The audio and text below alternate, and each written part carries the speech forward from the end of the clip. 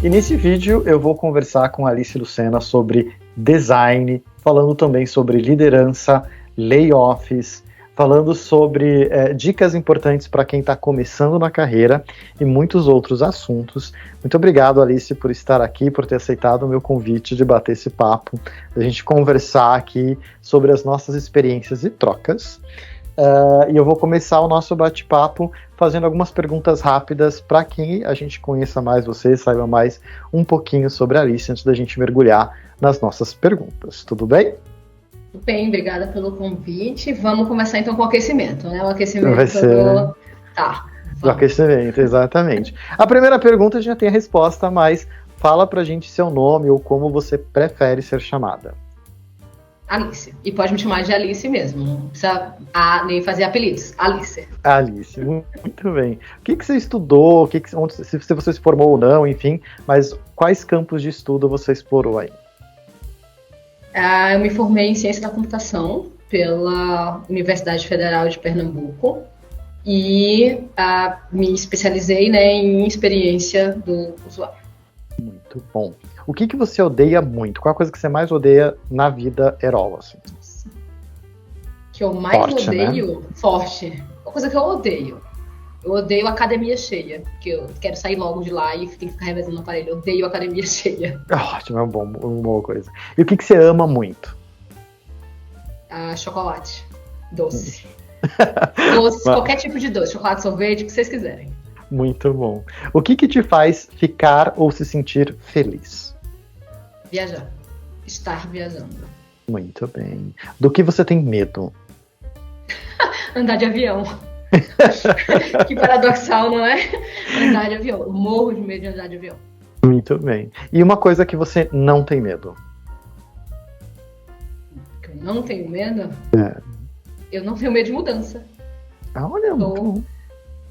Mudando, experimentando desde sempre. Alice, minha primeira pergunta para você é: como que você explicaria o que você faz profissionalmente para alguém que nunca ouviu falar sobre isso e que nem sabe do que se trata, o que você faz? Tá. Difícil, né? Eu já tive que fazer isso com minha mãe. Então, uma vez eu fui tentar explicar para minha mãe o que eu fazia.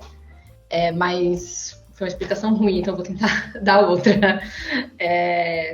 Considerando que a pessoa conhece sobre aplicativos, geralmente eu falo, abre um aplicativo aí, o iFood, abre o Uber, abre um aplicativo que você tenha. Tá vendo tudo que tá nessa tela? Pronto. Foi alguém de designer que falou por que tinha que estar aí, como que tinha que estar, qual a cor que tinha que estar, por que você clica nesse botão e vai para esse lugar e vai para aquele. Então, geralmente, eu explico dessa forma, baseado em o designer faz isso aí que você está vendo, eu materializo. Por mais que a gente tenha processos atrás disso, é indiferente para a pessoa, só precisa saber o que é ali material na frente dela. Né? E para minha mãe, eu expliquei, na época, meu irmão era cientista da computação, ele é, né? Na época, ele estava se formando em engenharia da computação. E eu virei e falei, mãe, sabe o que eu faço? Ela, não, eu sei o que seu irmão faz. Ele codifica e cria. Eu falei, pois é, eu sou a pessoa que manda o que ele tem que criar. Eu entendo. E meu irmão ficou puto na época. Ele ficou tipo, o quê? Eu falei, exato, ele faz e eu sou a que mando o que ele faz. Aí minha mãe, entendi, então ele não cria isso sozinho. Eu falei, não, ele faz o que eu mando ele fazer. E claro que não é assim, desenvolvedores, todos criamos juntos. Mas pro meu irmão e pra minha mãe, é isso que ela acha que eu faço até hoje. Ela fala isso pras pessoas. Mas maravilhoso. Pros irmãos, apesar de que eu tenho uma irmã mais velha, talvez eu não devesse dizer isso, mas pros irmãos é sempre isso, né? Faz o que eu mando, assim, eu desenho aqui, exato, mando e ele vai lá e escreve. Mas já foi um grande avanço da sua mãe já saber da parte do codificar, né? Do escrever ali e tal. Então já teve um atalho. Mas muito que bem. E como que você começou nessa atividade profissional? Como é que você caiu no mundo do design?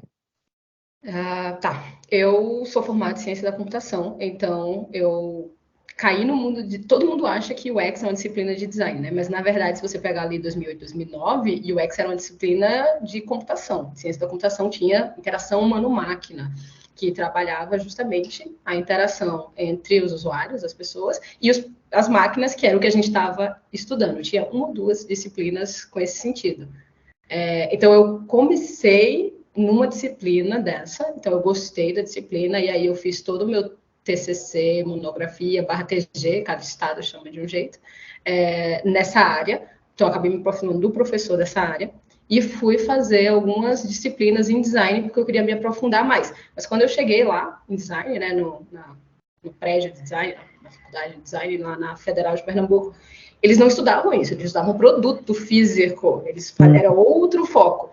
Então, eu comecei, então, na faculdade, mas na faculdade eu não tive a oportunidade de trabalhar, estagiar como UX, até porque não existia bem isso como uma profissão, era web design, era design gráfico, né?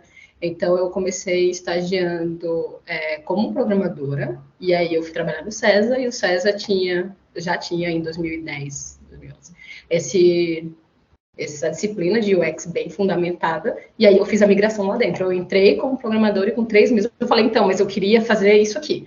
E aí mostrei tudo que eu já tinha feito na faculdade e tal, e aí falaram, tá, você migra, mas você tem 6 meses para provar que você realmente consegue fazer isso.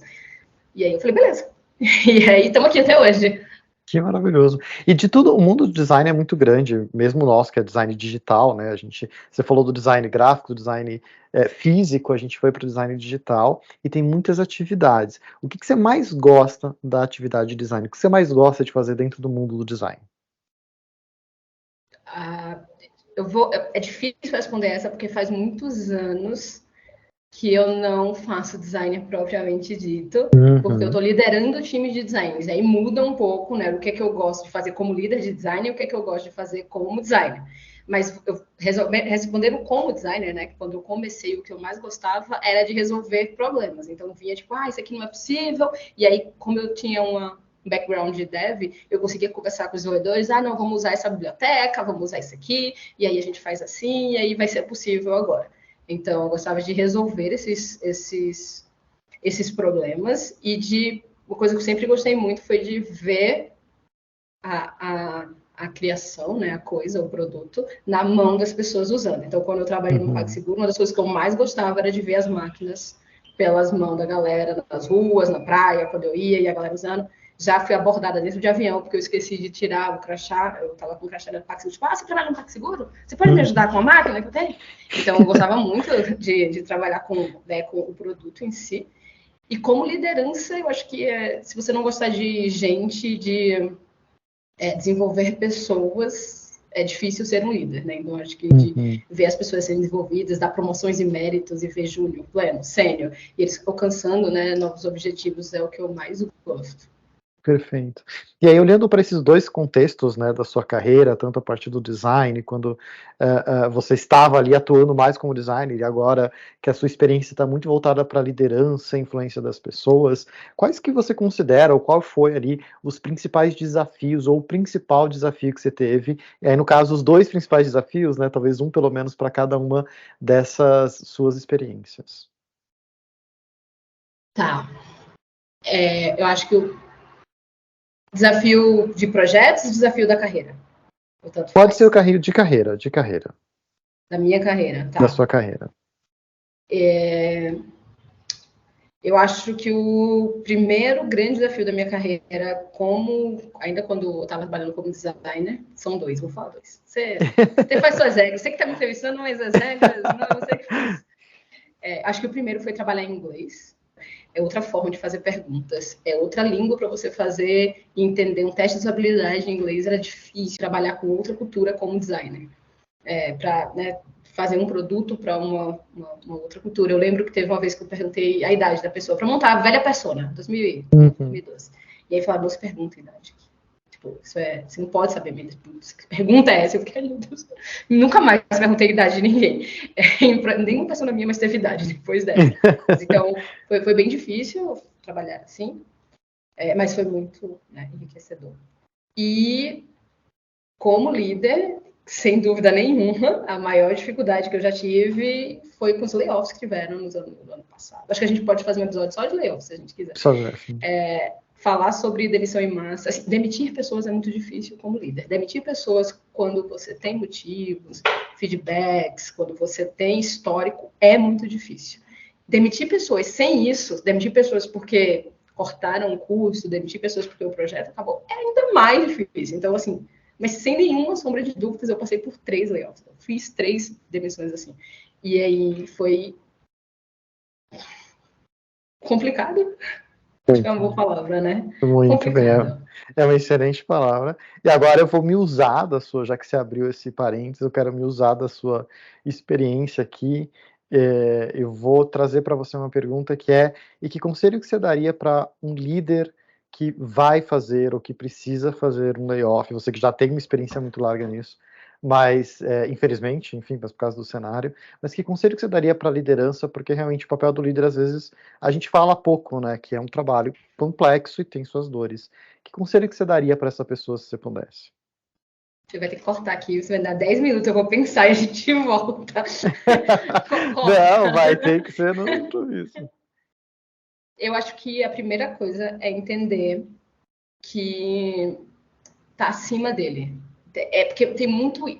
Existe uma crença, né, que a culpa é do meu líder, foi o meu líder que me demitiu. Mas isso não é uma decisão que ele tomou. Ele não falou, eu gostaria de cortar 50% do custo. Isso foi uma decisão da empresa. Foi uma decisão que está muito acima de mim, de você ou de qualquer pessoa. Foi uma decisão lá muito em cima. Então chegou para ele um número. Então acho que uma coisa que ele precisa entender é que ele não é o culpado por isso, né? E que ele não é o responsável por essa situação, né? E aí, na hora de tomar a decisão, o que eu tentei fazer, e eu acho que o que dá para fazer, é tentar ser o mais racional possível. Então, racionalmente, o que é que faz sentido? Se, por exemplo, um exemplo besta, uma squad inteira vai acabar, porque um projeto vai acabar. Faz sentido eu manter o designer dessa squad e colocar em outro lugar, ou faz sentido eu manter o designer que está no outro lugar que já está ali? Mesmo que esse designer aqui dessa squad tenha habilidades até melhores do que aquele que está aqui, quando você tira um squad, um projeto inteiro, esse designer vai ficar sozinho, né, naquele lugar. Então, tipo, imagina, eu te passei por essa situação, né? Então, foi demitido devs, PMs, todo mundo. Se você vai terminar um squad, você termina o squad. Você não fica tentando inventar muito. Então, ser o mais racional possível e o mais transparente possível. Eu passei por alguns layoffs, né? Em alguns deles não foi possível avisar para as pessoas antes. Então, todo mundo realmente foi pego de surpresa, porque eu não era a pessoa que ia fazer, digamos assim, a demissão, né? Não era a pessoa liderada minha que ia ser demitida. Então, tinha gerentes comigo que iam também, né, fazer essas demissões. Mas quando foi pessoas que respondiam para mim, dependendo do nível de confiança que você tenha nessas pessoas, você pode conversar com elas, tipo, a empresa está passando por isso, vai acontecer tal coisa. Ninguém aqui está livre, né, de acontecer. O seu cargo, por esse motivo, pode ser extinto. E isso aqui pode acontecer. E abrir o jogo, se você confiar nessa pessoa, porque aí ela se programa, ela fala, tá, então até o final do mês eu posso arrumar meu LinkedIn, eu posso, se eu já tiver um processo seletivo, eu posso, né, aceitar, fazer parte. Então, isso óbvio, você tem que saber com quem falar, né? Você vai sair, você não vai chegar a chamar seu time inteiro de junior plans e falar para todo mundo. Mas uma pessoa que você confia muito, dependendo do nível de liderança que você tenha, você pode sim conversar com ela. Acho que ela se sente, pelo menos no meu caso, né, as pessoas se sentiram mais acolhidas, mas então, por mais que seja muito ruim o cenário, há uma preocupação de como eu vou ficar. E terapia. Porque a sensação de culpa, não importa quem você escolher, se o time tem 20 pessoas, você tem que tirar 10 porque cortou seu custo, né?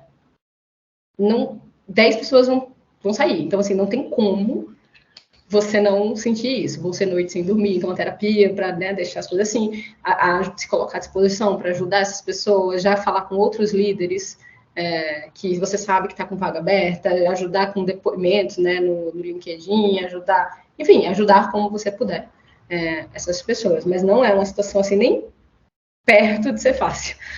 É muito complicado, acho que para todos os lados. Sim, e eu fiz essa pergunta de propósito porque eu me lembro que a gente falou uma vez sobre isso. Eu ia passar pela primeira vez por uma situação dessa, acho que você já tinha passado por uma ou duas dessas situações, mas teve uma coisa que você me falou que me marcou muito e que eu trouxe muito para o meu dia a dia, talvez você não saiba disso, mas estou te contando agora, que é a importância, né, de nós, líderes, falarmos diretamente com os nossos liderados, né, da gente estar ali com eles nesse momento. E eu achei aquilo super interessante e super importante, porque mostra o papel da liderança, né? Porque a liderança não tem tanto glamour quanto se imagina, e tem essas batalhas que na hora de dar uma notícia difícil, na hora de dar um feedback difícil, na hora de você fazer um desligamento difícil, é importante que você esteja lá com seus liderados diretos, conversando com eles, com a transparência que você acabou de trazer, encarar isso de frente, mesmo que depois a gente corra para terapia em posição fetal e fala, meu Deus, mas a gente esteve ali. Eu achei isso muito legal e me marcou muito. Então, eu trouxe aqui a pergunta porque eu lembrei disso e fiquei com isso na minha cabeça. Vamos fazer um episódio. Quem quiser Vamos um fazer episódio só de layoff, curte, joinha, né? Assim, né, que faz. Eu sou nova na área, mas curte, joinha, que a gente faz um só de layoff. Muito bem, exato. Comenta também, tem que comentar, comenta. Muito bem. Voltando a falar de projetos, que projetos que você considera que foi bem marcante para você até hoje na sua carreira? Eu acho que essas perguntas eram fáceis há 5, 6 anos atrás. Aí, quando você vai ficando 10 anos de carreira, 11 anos de carreira, 12 anos de carreira, começa a ficar cada vez mais difícil responder esse tipo de pergunta. Mas toda vez que me perguntam, eu escolho um diferente, porque é o que a pessoa, quando você me perguntou, foi o que eu lembrei primeiro, porque tem vários marcantes. Então, eu vou falar um deles, né? Eu acho que o redesign da Globo.com me marcou, apesar de eu não ter ficado muito tempo na Globo.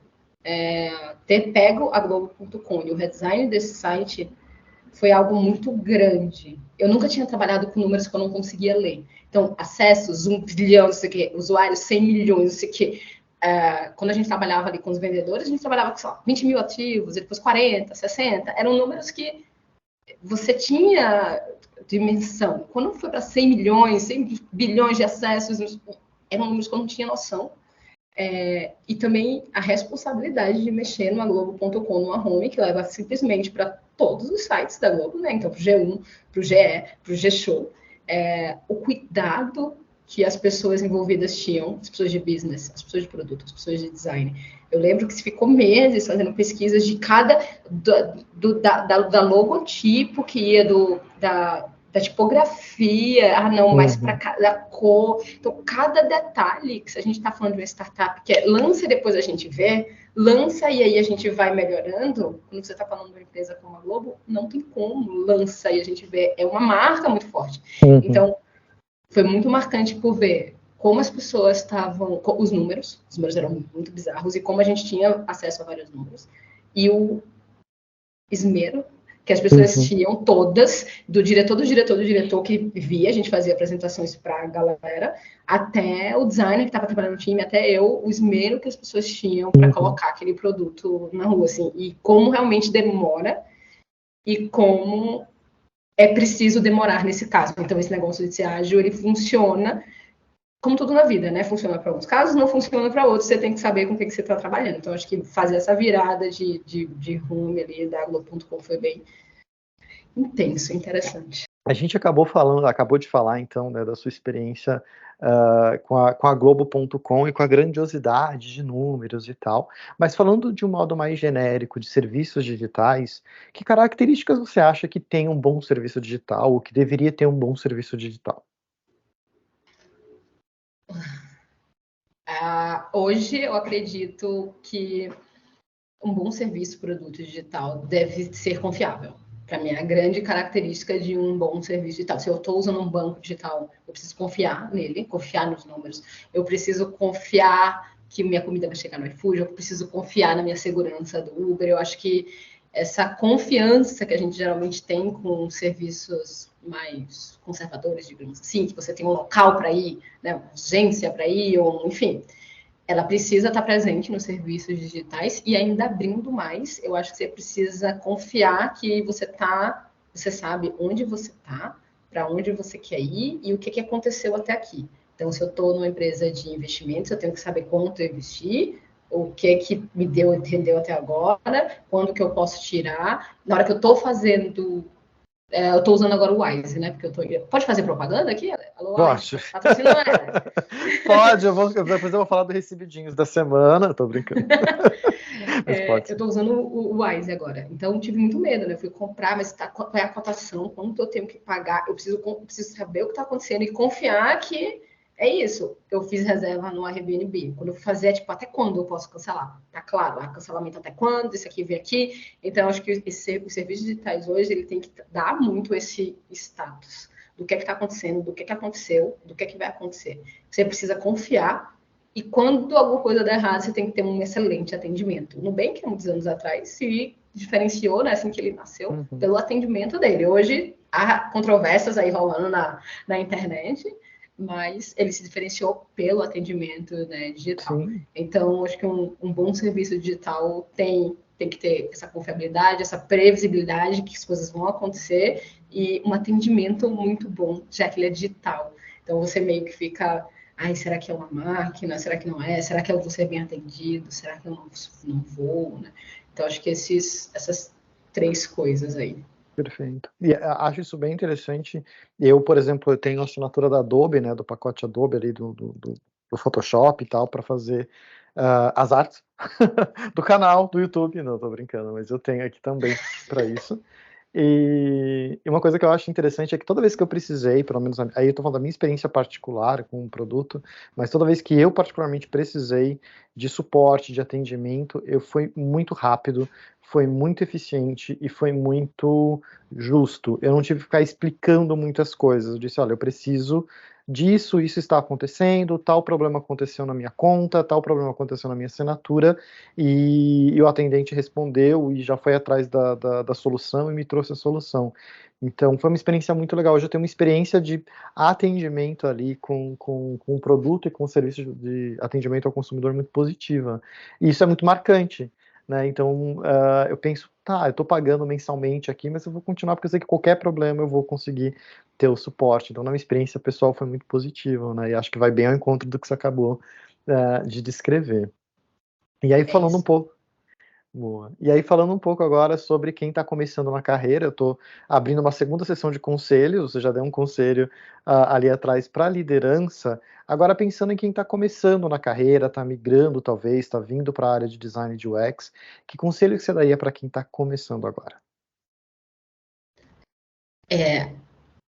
Engraçado, né? Que me perguntaram isso. Eu gravei algum podcast uns 2 anos atrás, me perguntaram isso, e era outro cenário. Era outra coisa, assim, era outros conselhos. Parece que passou já um mundo entre hoje e final de 2020, acho que eu gravei. Eu acho que a primeira coisa a se entender é que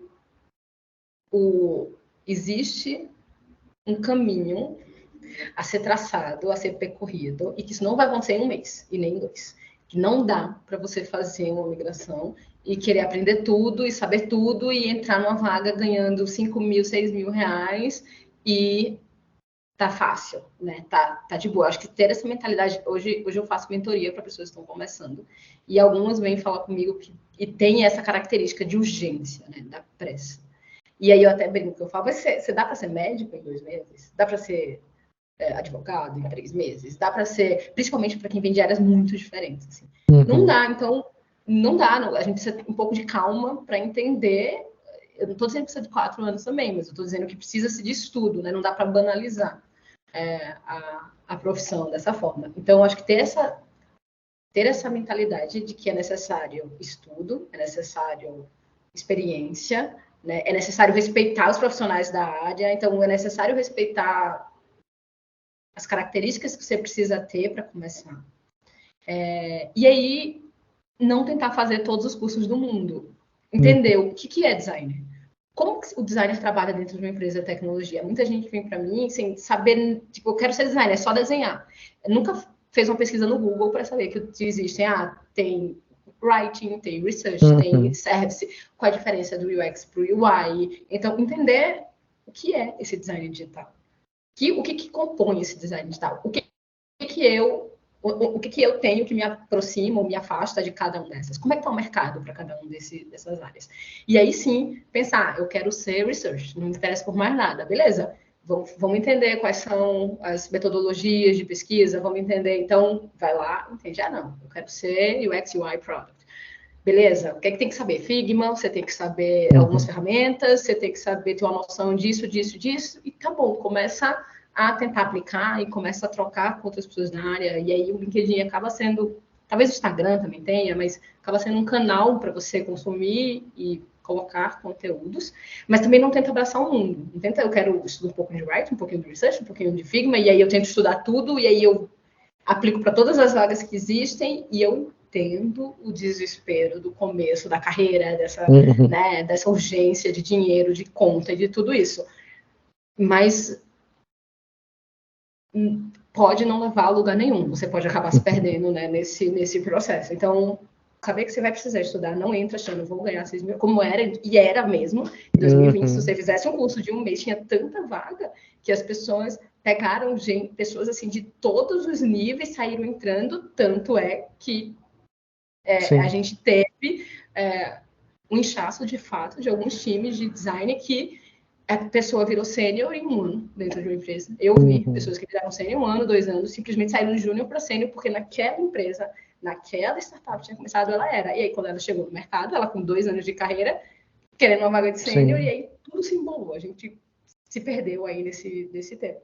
Então, entenda que você vai ter que estudar, faça conexões com pessoas da área já, tente entender o que é squad, o que é Scrum, como é que as pessoas trabalham, o que é um projeto, o que é uma consultoria. E aí você pode tentar entender, procurando no Google, procurando uma mentoria, procurando um curso, e aí, né, procurando no LinkedIn, você vai no caminho que você achar melhor, e aí escolhe, entende o básico e começa a aplicar, e começa a ir, começa a ver qual a vaga que tem para júnior, qual a vaga que tem para estagiário, entende que você não vai conseguir mais os salários que se conseguia 2, 3 anos atrás. Não vai com essa cabeça, porque não tem mais, não é mais. Até tem, mas não é mais tão acessível. As empresas estão sim dando preferências para sênior, as pessoas estão há mais tempo no mercado, porque menos gente na equipe. Eu preciso de pessoas com mais tempo, né? Com mais. Porque aí eu, enfim, precisa fazer o trabalho 2, 3 às vezes. Então, é um momento, eu não acho que é um momento ruim, me perguntaram isso, tipo, você acha que não tem mais espaço, é um momento ruim?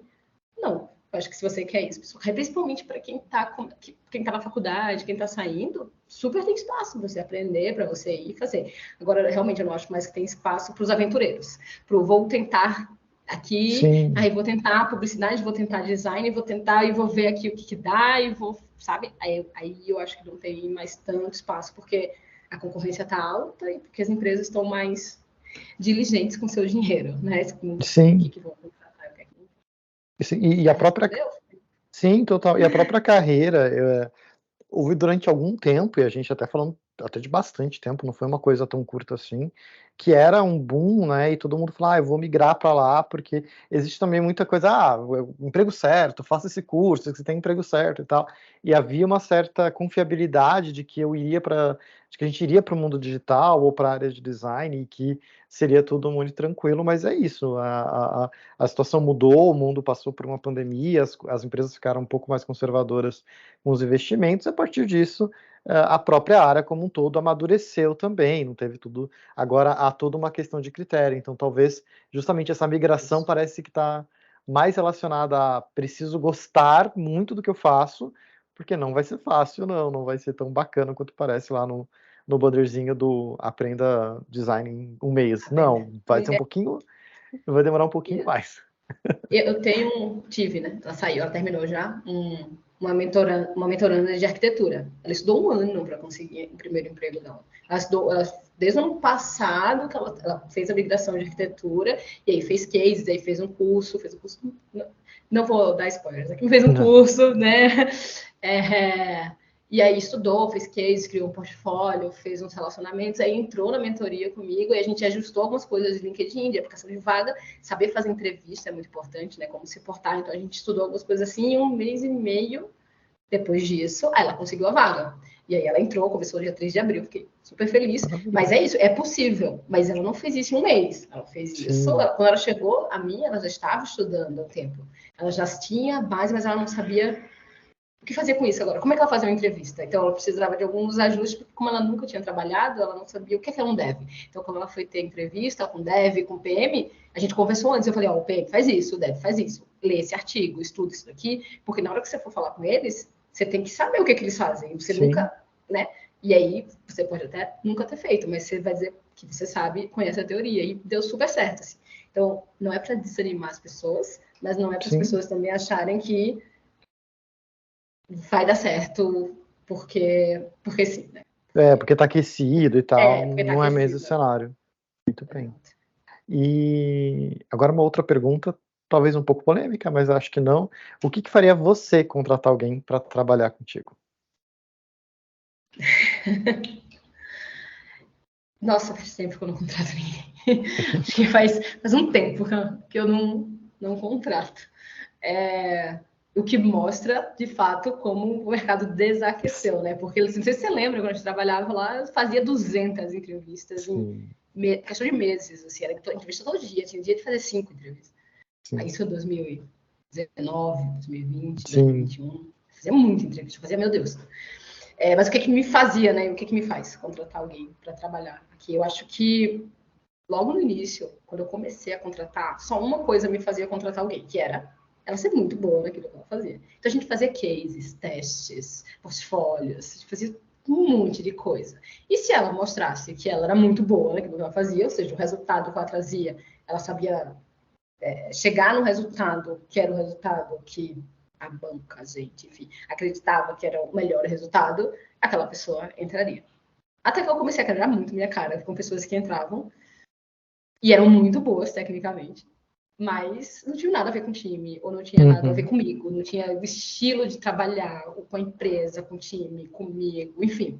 E aí eu fui aprendendo ao longo dos anos, e eu acho que o que me faz contratar alguém hoje é o equilíbrio de algumas coisas. Então, obviamente, ela tem que ter um conhecimento técnico sobre aquilo, né? Se for um júnior, um conhecimento técnico menor, mas uma vontade e uma curiosidade e não sei isso que você está falando, mas já ouvi falar, mas nunca fiz. Então, eu acho que a gente contrata muito um júnior pelo potencial que ele tem, não pelo que ele é naquele momento. Né?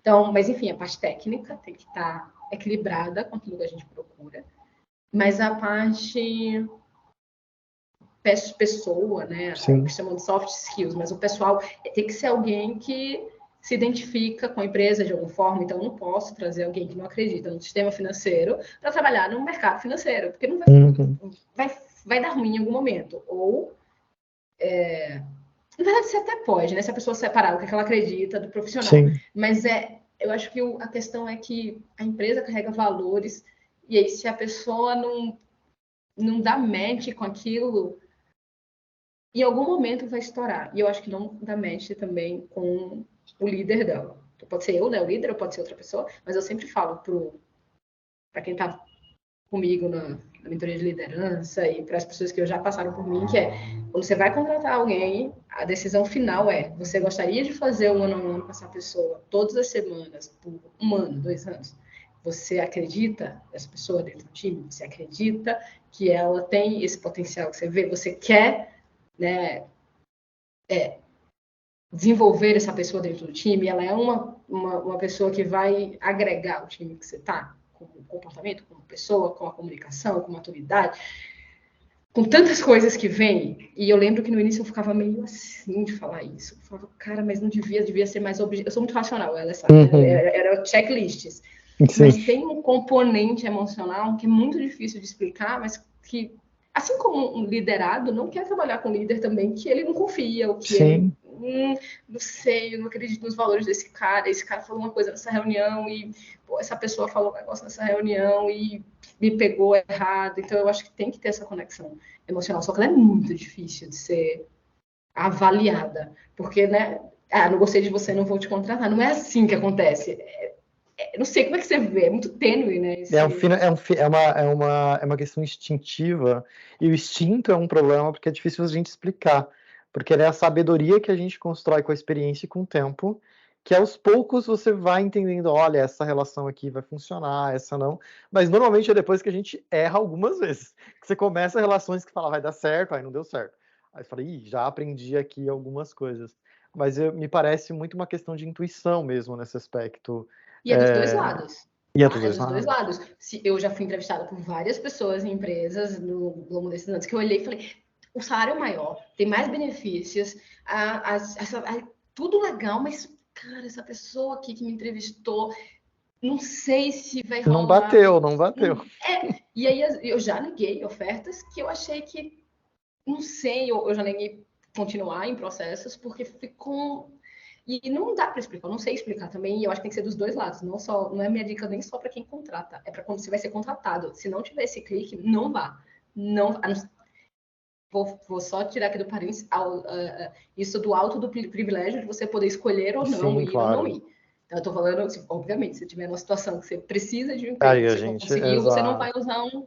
Mas mesmo nessa situação, é interessante você saber que não deu esse match para você ajustar e você conseguir levar isso sem muito peso. É tipo, realmente aqui é uma relação de trabalho e acabou. Não é dessa pessoa que eu Sim. espero que ela me desenvolva. Que eu, sei lá, se foi isso o caso, né? Mas eu acho que é uma dica até para os dois lados. Assim, quando você foi. Foi você que fala que é um namoro, né?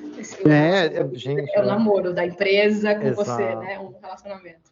Eu penso que isso é muito engraçado. A gente tenta falar, não, porque a empresa é um ambiente profissional e não sei o quê, mas no fim é uma relação humana, são relacionamentos humanos. Então é a mesma coisa, tanto que demissões, ou pedido de demissões, eles acabam também sendo muito intensos, porque é o final de uma relação, e aí vem a pergunta como é que é a sua relação com seus ex, né? A ex-empresa também. Como é que é a sua relação com a ex-empresa que você estava e tal, enfim. Então, para mim, não tem como separar isso. E eu me conecto muito quando a gente estava falando sobre o conselho, né? Você falou do conselho para quem está começando na carreira, e agora a gente está falando um pouco sobre contratação. Também, quando a gente está começando na carreira, é bom, né, talvez a gente ter esse cuidado que você trouxe, o olhar que você trouxe, porque a gente às vezes se apaixona por coisas e olha para coisas que você fala, então pode não ser tudo isso que você está pensando, ou se alguma coisa está te dizendo que não é bem isso, talvez não seja mesmo, toma cuidado, né? Então é uma coisa que com o tempo, e a gente falou, né, um pouco de tempo ao tempo, eu acho que o tempo vai ensinando a gente a entender com quem a gente quer se relacionar, com que tipo de empresa que a gente quer se relacionar, ou estar junto ali e desenvolver um trabalho, mas é uma coisa bem difícil. Eu me lembro, falando mais da questão de um ponto que você trouxe, eu me lembro de uma frase que eu li do Jack Welch, do livro Paixão por Vencer, isso faz muitos anos, é um livro bem antigo, faz muitos, muitos anos, mas ele falava sobre contratação e ele falava, é melhor você contratar paixão e ensinar técnica do que o contrário, porque técnica você ensina, a paixão, a vontade, a atenção, que você falou, olha, eu não sei disso, mas já ouvi falar, ou, peraí, deixa eu entender se isso pode ser bom para mim, nessa paixão, nesse aspecto, e essa frase me marcou, né? Contrate a vontade de fazer, eu acho que é o mais importante, e a técnica a gente vai ensinando. E pelo menos eu trago isso para a minha experiência, né? Eu sempre olho o quanto interesse, quanto de vontade tem ali para a gente construir essa relação também. Mas falando da parte talvez mais técnica, digamos assim. É uma balança aí para fazer, né? Eu acho que você tem que ter seus valores que você não negocia. E o resto aí você vai negociando. Então, quando você entra numa empresa, ela não vai ser aquela maravilha que ela no LinkedIn, Não, ela não vai ser aquele lugar diverso maravilhoso que ela colocou, nenhuma, não vai ser. Ela vai ter nenhuma, exato. coisas que ela esconde ali, que a galera sabe, mas você topa conviver com aquilo, porque aquilo não fere um dos seus princípios básicos. Então, você tem alguns princípios e aquilo não está ferindo. Aquilo é algo que você não concorda, mas você vive. A partir do momento que começa a ferir, ou que você entra em um lugar que fere, aí você não consegue mais ficar. Porque você começa a... Qualquer coisa te incomoda, né? Aí tudo começa a te incomodar e você vai querer sair. Então é isso. Saiba quais são os seus valores, seus princípios que você não quer ferir. E quando você entrar, veja se dá, se não dá, se rola. Porque no final das contas é só uma empresa também. Né, você também tem que saber até onde é seu limite, até onde é essa sua vontade de estar ali. Eu ontem estava falando, né? Uma coisa é você cuidar do que você faz dentro da empresa e a outra coisa é cuidar da sua carreira. Então, outra pessoa que eu estava conversando ontem, foi nosso final, ela acabou de começar numa empresa e ela estava super empolgada e não queria atualizar o LinkedIn dela. Tipo, faltava algumas coisinhas para ela atualizar, do portfólio e tal. E eu falei, mas por que você não vai atualizar? E ela, não, tô muito empolgada, tá com essa empresa. Eu falei, mas são duas coisas. Você pode estar muito empolgada com essa empresa. Continue, realmente está dando muito certo. Mas atualiza, porque isso aqui é a sua carreira, independe da sua empresa. Outras pessoas podem querer falar com você e coloca lá no teu portfólio, porque daqui a 2 anos, quando você precisar, sei lá, acontece alguma coisa e você precisa, aí você tem que voltar para... Aí você já não está mais com essa paixão, essa vontade, faz agora, que você vai fazendo aos poucos. Então, cuida da tua carreira, independente de que empresa você esteja, porque aí os layoffs e os demissões de massa mostrando que, por melhor que você seja, se o seu projeto, sua squad, sua tribo acabar, não tem o que fazer. Pode, sim. Não tem. Eu tenho... Aí de voltamos, né? Porque eu tenho vários arrependimentos dessas demissões em massa, assim, de pessoas que eram incríveis, mas não tinham o que fazer. Tipo, acabou com o projeto, a tribo inteira. Então, Se você não cuidou, né? A gente viu muita gente correndo para atualizar portfólio esses últimos anos, assim, Exato. correndo, desesperado, fazendo network, entrando em contato, que, né, estava abandonada essa parte da carreira e teve que voltar porque foi pego de surpresa. Então, acho que a dica aí também é essa, né? Cuida da tua carreira separada da empresa, né? Acho que tenha paixão pela sua carreira. E a empresa que fizer sentido para a sua carreira naquele momento, esteja nela, né? E faça o seu melhor ali dentro. E cultivar, né? Você falou uma coisa importante. Cultive a sua carreira e não no momento de apertar, porque quando apertar, aí tá apertado. Aí o que a gente falou, aí talvez a gente até negocie algumas coisas que não são nossos valores, mas que a gente não tá muito feliz, mas que a gente vai negociar. Agora, se você cultivar, talvez isso esteja mais preparado no momento de aperto, né? Isso é bem importante. Mas quando você falava, eu lembrei de uma história que foi quando a gente fez a dinâmica de valores e a gente falou, o que é um valor? O valor é algo que é inegociável e tal. E a gente, nossa, é muito difícil, né? A gente conseguir ter clareza dos nossos valores. Porque às vezes a gente acha, não, isso aqui é um valor meu. Tá, mas se você tiver que tomar uma decisão ruim para defender isso, você tá pronto, que seria, sei lá, por exemplo, você tá disposto a pedir demissão por causa disso, né? Então, eu me lembrei dessa história que a gente fala muito de valor e às vezes o valor parece até um negócio tipo, valor, o valor da empresa é não sei o quê. Tá, mas se esse é o valor da empresa, isso é uma coisa inegociável, a empresa realmente não vai negociar isso? Ele fala, de repente a empresa negocia isso, então talvez não seja um valor, é uma coisa importante, é uma coisa legal, mas não seja um valor, né? Identificar o valor às vezes é uma coisa que leva tempo também pra gente. A gente saiu dessa dinâmica sem nenhum valor. Depois foi nenhum valor mesmo. A gente saiu um dia de crise. Valor em crise. Tipo, a gente fez tudo aqui, a gente... Aí precisou da terapia, por isso que mantenha a sua terapia, porque a gente saiu e falou, tá, eu vou pra terapia porque eu achava que tudo era valor e eu descobri que eu tô negociando mais do que eu imaginava. Exato. E por falar em valores também, que pessoas inspiram você no seu dia a dia? Quem que você olha que te inspire de algum jeito aí na sua vida? Nossa, mas ficou profundo de repente. Ficou de repente, né? A gente falou de valores, quem são as pessoas que você admira? Você quer pessoas famosas? Tipo, tem que ser. Não, porque eu nenhuma aquelas pessoas famosas. Não, pessoas. Não, pessoas que te inspiram. Sabe? E a gente só vai entender quem é, mas não precisamos reconhecer o nome. Eu vou ser bem piegas, a gente pode, né, ser piegas? Pode. Tá, eu acho que eu sempre fui uma pessoa muito racional, certo? Né? Você já sabe, já falei isso aqui algumas vezes. Então, eu sempre fui muito, o que é melhor para mim, o que eu vou fazer, próximo passo, plano, vida e tal. Eu sempre fui muito racional. E eu acho que Bruna é não o oposto disso, mas ela é muito social, no sentido de pensar no bem-estar social. Então, eu acho que Você só não falou quem é Bruna. Para quem está ouvindo, quem é Bruna? Foi legenda. Eu sei quem é Bruna. Foi a legenda aqui. Foi a legenda, então tá bom. Bruna é minha namorada e ela é muito... ela tem muito esse espírito de olhar a comunidade, o todo. Então, quando eu comecei a mentoria ano passado, ela falou, tá, beleza, você começou a dar certo, começou a vir gente, dinheiro, e eu, beleza, eu fiz uma caixinha, vou investir mais, vou fazer isso. Ela falou, Um mês depois ela falou, tá, e como é que qual vai ser o projeto social desse negócio? Eu falei, nem tá de pé ainda. Então, mas eu podia mesmo, eu tenho esse horário e tenho esse horário, eu consigo fazer se eu quiser, né? Não é que eu não me importo, é que eu não parei para pensar. É mais isso, tipo, não é, e essa coisa tá sempre na mente dela, ela tá sempre tipo, e a comunidade? E o mundo? E, sabe, ela tem esse negócio do social, acho que até pelo que ela passou também, né, pela forma que ela foi criada, enfim, acho que tudo isso conta, mas isso acaba me deixando, eu sempre agora paro e penso, tá, mas e o todo? Beleza, o eu e o todo, e o social, e a galera, né, e o bem-estar, acho que até me fez uma líder melhor, menos racional e mais preocupada com esse bem-estar, desse equilíbrio, né, entre o eu e o outro, e o todo, e a comunidade, que ela vai abrindo, assim, daqui a pouco, eu tô tipo, eu não consigo salvar o mundo, me desculpa. Ela, mas o que você pode fazer para tentar, então? Exato. Então, acho que isso acaba sendo algo inspirador, porque é muito diferente do modus operandi, né, que eu tinha de pensar.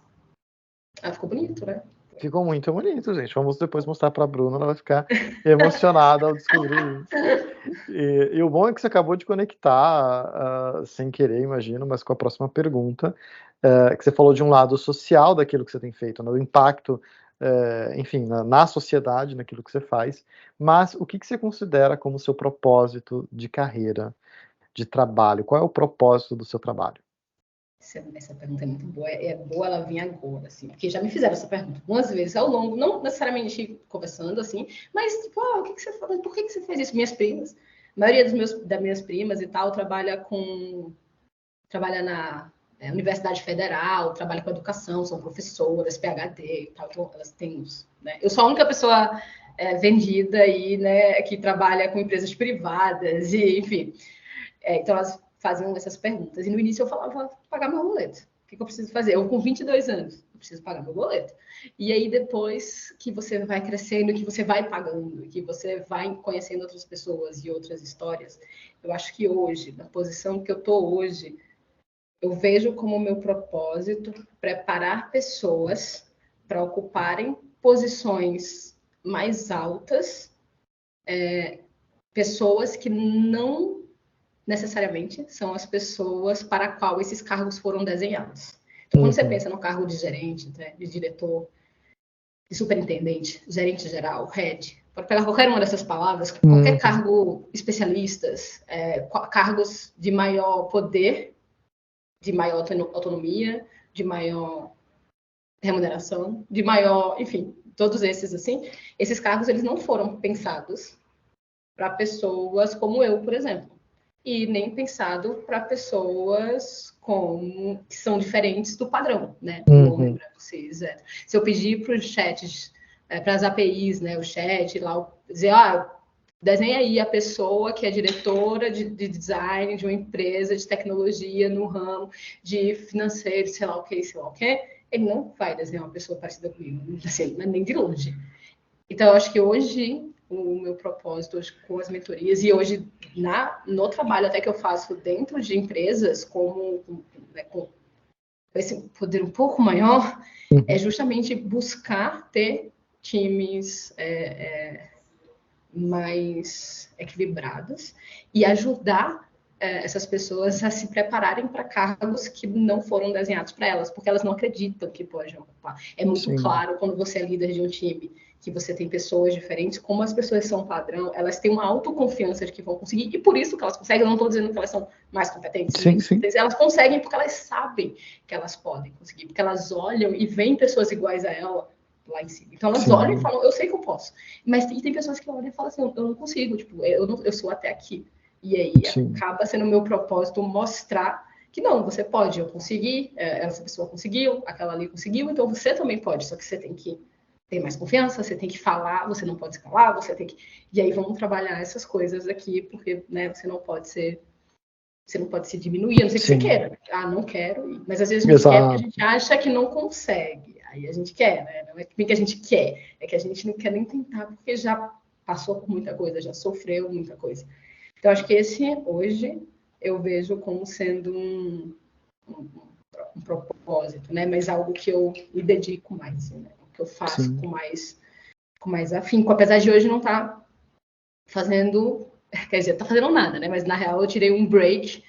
Eu não vou falar em primeira mão, mas a gente tô indo viajar, tô indo estudar, tô indo ficar um tempo respirando, depois de 2 anos muito difíceis, mesmo, para depois voltar, acho que mais descansada, mais tranquilo, mas acho que quando a gente entra em cargos de liderança, não sei o sério, mas você não tem mais tempo para você, não tem mais tempo para estudar, não tem mais tempo para ler, não tem mais tempo, você acaba se dedicando muito ao outro, à empresa, né? E eu tô há muitos anos fazendo isso, tô uns 8 anos fazendo isso como líder já, e aí me deu saudade de voltar para uma sala de aula, aprender sobre negócios, aprender coisas novas, ver pessoas novas, fazer outras coisas.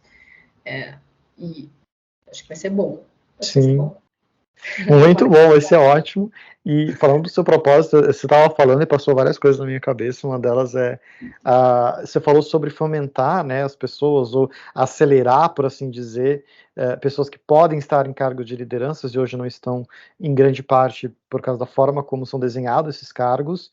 eu falo de liderança, mas pode ser até crescimento para outros estágios, outros momentos de carreira, mas há também o síndrome do impostor, né, que é chegando lá, a pessoa que não se apropria, ou que fala, meu Deus, será que eu deveria estar aqui? Será que eu poderia estar neste cargo? Será que este cargo é para mim? Porque realmente não tem talvez referências, ou tá ali achando que aquilo foi dado por alguma outra coisa que não o esforço, o resultado do trabalho. E eu sei disso que a gente fez aqui na empresa. Tem programas específicos para pessoas negras e de aceleração de lideranças negras, e se falou muito sobre a síndrome do impostor, né? Poxa, eu estou num cargo sênior, as pessoas, né, descrevendo isso, os depoimentos, e já se sentiam ali quase que impostoras, quanto mais assumirem um cargo ainda acima, né, um cargo de liderança, e a gente estava ali construindo juntos, aprendendo juntos, que não é assim, e que dá para evoluir e tal. Então é interessante pensar como a psicologia da gente, às vezes, ela vai nos minando pelas estruturas sociais, como a estrutura social vai construindo. Então é muito Sim. bacana, que eu acho que o seu trabalho está relacionado não só e esse foi meu ponto de vista, né, não só a alavancar e ajudar essas pessoas, mas talvez a quem está nessa posição a se reconhecer, se apropriar e falar, nossa, não, realmente eu sou foda, realmente eu estou fazendo isso aqui, eu sou muito bom no que eu faço. E às vezes a gente precisa. Um líder meu perguntou uma vez, sem nomes aqui, né, mas perguntou uma vez por que eu continuava. Tipo, eu tava muito cansada nesse dia, eu já tinha passado por layoffs, tava no meu segundo, talvez no terceiro, eu tava tipo, não acredito, isso aqui de novo, de novo esse problemas de... E aí são vários problemas que acontecem, né, de empresa, de gente brigando, de cultura e tal. Uhum. E aí ele falou, por que você fica? Por que você não sai? Porque eu recusava propostas, era tipo, eu falava isso, né? Eu sempre falei isso, desde que a gente foi no PagSeguro, a gente escolhe estar aqui também, então eu escolhia estar ali, né? E aí ele falou, por que você não sai? Por que você não vai fazer outra coisa? Por que você lá? Né, que você vai fazer isso de novo? Então, acho que vai ter sido uma demissão. E aí eu falei, porque se não for eu, alguém vai estar aqui tomando essa decisão. Exato. Então, assim, e uma vez Bruna perguntou, por que tu não ficou assim, só como líder, o primeiro nível de líder, por que tu não foi para SPEC? E que ela falou, eu não quero crescer e ficar com essas responsabilidades todas, por que tu não ficou aqui? E aí eu falei para ela, porque alguém vai ocupar, alguém vai tomar essa decisão. E que se alguém vai tomar essa decisão, então que se alguém seja eu, porque pelo menos eu tenho a escolha de usar os critérios que eu considero mais justos. Então, eu não deixo isso no critério, né, de outras pessoas. E até porque, olha, as pessoas são a mesma pessoa que estão fazendo. Então, elas usam o mesmo critério, porque são iguais. Então, que pelo menos seja eu. Então, beleza, eu vou falar.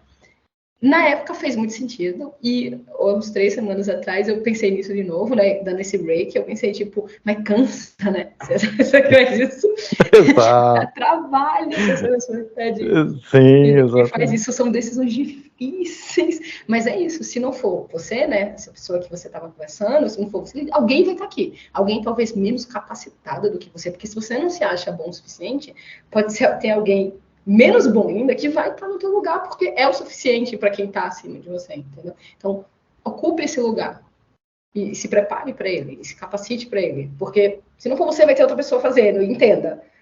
As decisões dela podem não ser tão legais assim. Exato. E tá na hora de a gente dar mais espaços, né? Você que eu não gosto muito do termo da diversidade, porque parece uma coisa meio politicamente, assim, estou fazendo uma coisa política e tal, mas tá na hora da gente colocar pessoas que diversas realmente, né, nesses muitos cargos. E eu acho isso bacana. Você que é uma representante de liderança feminina também, é muito bacana isso, né, dentro de um ambiente de design e tal, e etc. Tem lideranças femininas trazendo, falando, conversando e construindo esse mundo de design, assim como eu falei das lideranças negras, que é o caso que a gente trabalha aqui na empresa hoje. A gente também teve falando sobre questões da liderança das mulheres codando, mulheres no mundo da tecnologia, que não é fácil, né? A gente já viu algumas empresas, a gente já passou em algumas empresas que o machismo acontecia e era complicado trabalhar com isso e tal. Então, mas também é muito difícil, porque é um trabalho dobrado, né? É um trabalho triplicado, às vezes, dependendo do grupo social que você participa, para você estar num cargo de liderança, não só estar ali, se apropriar dele, mas também fazer os outros entenderem que sim, eu estou aqui, eu estou nessa posição, eu sou uma diretora de design e é eu que vou dar essas instruções e tal. Então, acho tudo isso muito, muito bacana, é muito bonito o seu propósito, ajudando aí a levar mais mulheres mulheres, enfim, outras pessoas, claro, para a liderança. Isso é muito bacana. Muito que bem, a minha última pergunta é, você que tem aí agora um programa de mentoria para as pessoas também se inscreverem e tal, por onde a gente pode seguir, aonde está o arroba, qual é o arroba da Alice, por que canais a gente consegue se aproximar, trazer mais dúvidas, perguntas e bater papo? O básico, né? É o LinkedIn que todo mundo acaba tendo, né, nesse mundo da carreira. Mas e cultivem, lembrando, cultive seu LinkedIn, seus portfólios. Eu não sei qual é o meu arroba no LinkedIn, Alice Lucena, que você consegue achar com a Alice. Depois você bota aqui embaixo. Eu coloco aqui, gente. Você não sabe fazer, você não é o editor. Vai aparecer em algum lugar dessa tela, como diria a Rita Von Hunt, em algum lugar vai aparecer aqui. E eu comecei um experimento com o Instagram, um Instagram também, que eu coloco coisas da vida, mas coisas de design, coisas de tecnologia, que está sendo muito interessante esse experimento. Eu acho que eu não nasci para isso, Bruna tá rindo muito disso, porque eu não sei como é que funciona, né? Tem várias regras e etiquetas. Aí, as pessoas que me inspiram, pessoas que fazem conteúdo online, é muito difícil. É difícil fazer, aí tem haters, aí tem sei lá quem, tem quem não gosta, aí quem tem reclama, tipo, por que você segue? Então, se você não gosta do conteúdo, não segue. Então, tem tudo, né? Tipo, é uma coisa muito... Mas tá ali, eu não sei se eu vou manter por muito tempo ainda, mas tô aqui experimentando, porque eu acho que também não custa nada. E o Instagram, eu acho que né? É @AliceLucena, o X. Aparecerá em algum lugar dessa tela. Isso. Muito bom. Maravilha, Alice, obrigado pelo seu tempo, por estar aqui comigo, com a gente, com quem está vendo, não sei em que momento a pessoa está vendo, mas enfim, dividindo um pouco da sua história, da sua trajetória, que a gente tenha muitas outras conversas, talvez sobre layoff, que a gente já provocou algumas vezes nesse vídeo, mas... Contratação, etc. Sobre histórias bizarras que já aconteceram com a gente. Exato. Comentem, se tiver mais de 20 likes... Exato. Nossa, tá vendo? Você tá muito craque, Você tá muito digital influencer, é isso mesmo, tem que gerar conteúdo. Mas acho que é bacana mostrar aí depois de... Agora a gente tá num momento relativamente bom nesse aspecto, né? A gente já apanhou já levou boas surras, a gente já consegue contar algumas coisas, criar atalhos aí para quem tá vindo, enfim, para quem tá ali. Mas é isso, muito obrigado por você estar aqui comigo até agora. E é isso, quem está acompanhando a gente, se inscreva no canal, comenta, compartilha, aquele kitzinho básico que eu nunca lembro, às vezes eu uso o meu, eu tenho um slidezinho que fica para eu lembrar o que eu tenho que falar no final, porque eu nunca me lembro. Mas é isso, e a gente se vê no próximo vídeo. Obrigada, beijo.